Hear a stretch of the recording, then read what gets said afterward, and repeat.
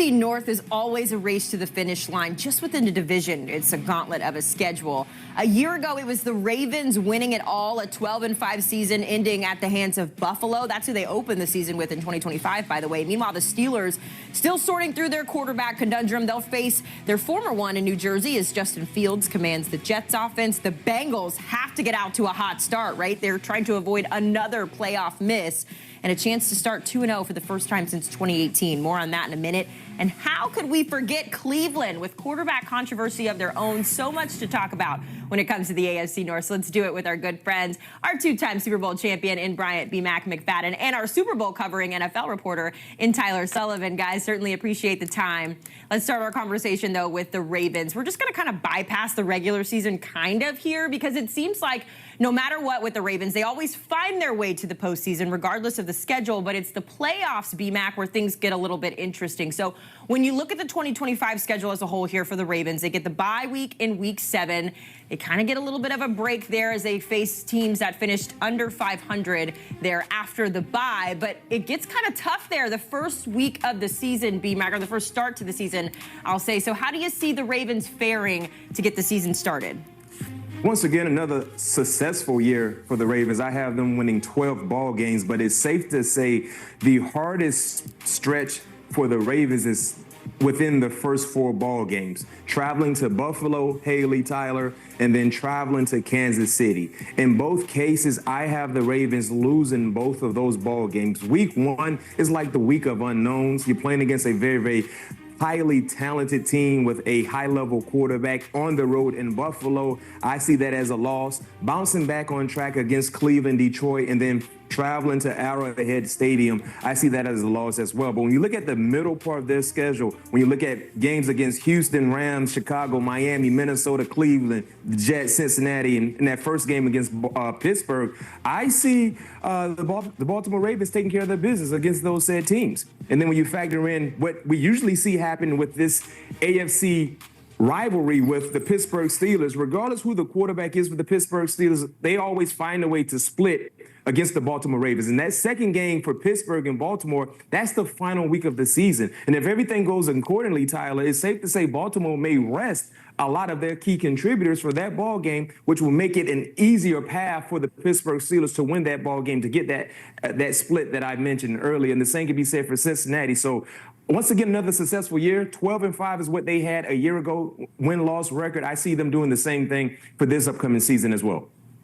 Yeah, it's a good point, B-Mac. If you look at that Week 18 game against Pittsburgh, they could easily rest starters. I actually have them winning that game, but if you lose that game, then I'm right there with you in terms of the prediction. I have them actually at 13-4. I think this is going to be one of the best teams in the AFC yet again. You still have Lamar Jackson, Derrick Henry. You add DeAndre Hopkins to that offense, and we saw defensively last season, they turned a corner. They were abysmal to start the year, bottom of the league in most meaningful categories. You look at the second half of the year, they were number 1 in the NFL. So the answer of who the Ravens are defensively is probably somewhere in the middle in terms of where they were in 2024, how they ended it, and how they're going to be in 2025. The thing that I look at, and you referenced it, B-Mac, so tough out of the gate, going to Buffalo for Sunday Night Football. I actually think they're going to win this football game, though. I think they're going to go into that hostile environment and pull out the win in the upset, because you got to remember how last year ended. All the drops from Mark Andrews, the playoff struggles continuing for Lamar Jackson. They nearly were able to edge it out, but just some mental mistakes prevented them from advancing into the playoffs. I think they're going to carry a massive chip on their shoulder into that game to have a statement win that I actually think will come back around when we're talking about number 1 seeds and potential tiebreakers later on in the year. It could be a very important Week 1 win for Baltimore. We'll have to see it play out. That is certainly an exciting matchup, though. You got the 2 MVP finalists last year in Lamar and Josh Allen going head-to-head, so we'll see that on Sunday Night Football. Guys, I know I'm not the only one in saying that I am begging the Bengals to start the season strong. It has just been so tough to watch over the last couple of seasons. Thankfully, the schedule makers trying to throw them a bone this season. They get the Browns and the Jags. Sorry, Jacqueline, to start their regular season off strong. But yeah, we play the Bengals tough. Yeah, okay. I was just making that up. We gotta stay on time here. So we'll keep the Jags commentary to a minimum. But Tyler, a whole other segment. I'm sorry. When it's coming. you look at the Bengals, a brutal stretch on on Thanksgiving. It's going to be a true test there for Joe Burrow. It's still no good news as well. We got to talk about Trey Hendrickson. Give us a temperature check here on how you're feeling about the Bengals going into 2025. Yeah, it's really funny because I've kind of been bashing the Cincinnati Bengals throughout the offseason for what they weren't unable to do on the defensive side of the ball. Of course, the Trey Hendrickson situation is still ongoing. But then I'm going through the schedule and I'm like, win. And all of a sudden I look up and they're 12-5. And I'm like, how did they get here? The Cincinnati Bengals. And you referenced it early on in the season. If they do not take care of business against the Browns in Cleveland and the Jaguars, and also I'll throw the Vikings in there with a young J.J. McCarthy getting his feet wet in the NFL in week 3. If you don't take care of business out of the gate, then we are firmly putting this entire season on notice for Joe Burrow, for the head coaching staff and Zach Taylor, all of it. They should be able to start off hot.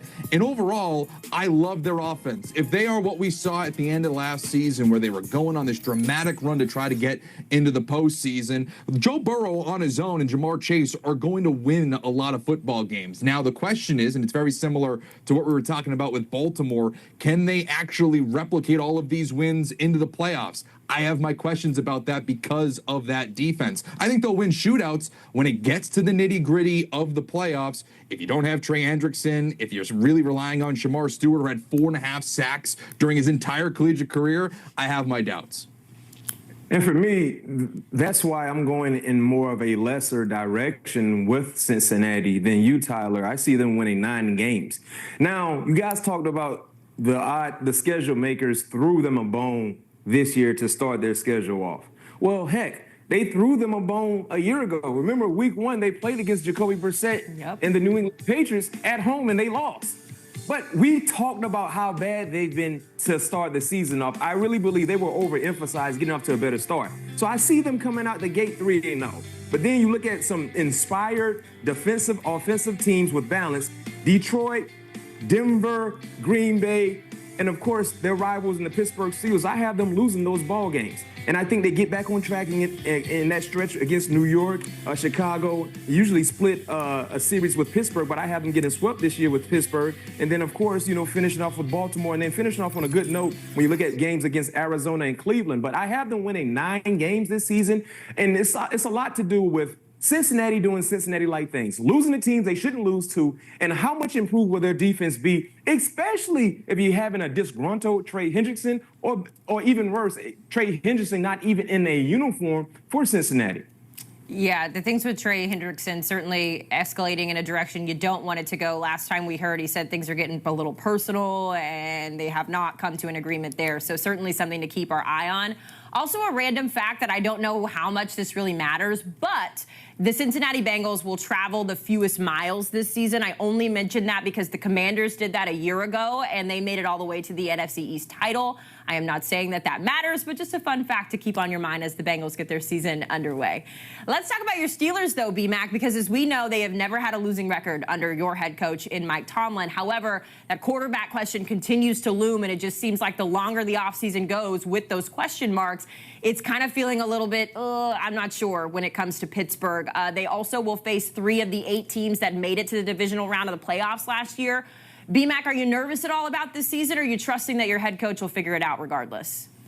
Well, I'm trusting in terms of regular season success. That's never been an issue for Mike Tomlin, regardless who's been at quarterback. And I kind of went through their schedule, Tyler, under the assumption that they may have Aaron Rodgers and they might not have Aaron Rodgers, because that's the reality of the situation. But I have Pittsburgh going 9-8, another winning season for Mike Tomlin. You look at how they start the season. I really love those 2 games. You travel to MetLife to play against the Jets, rookie head coach Aaron Glenn, and then you get Seattle at home with Sam Darnold under the helm for them at the quarterback position. So I love those matchups to start the season with or without Aaron Rodgers. And then, of course, you have Cleveland, Minnesota, Cincinnati, Green Bay, very, very intriguing game. Indianapolis, they should be able to take care of their business. And then it gets really, really dicey when we look at the final stretch. You have Chicago, Buffalo, Baltimore, Miami, Detroit, and then Baltimore again.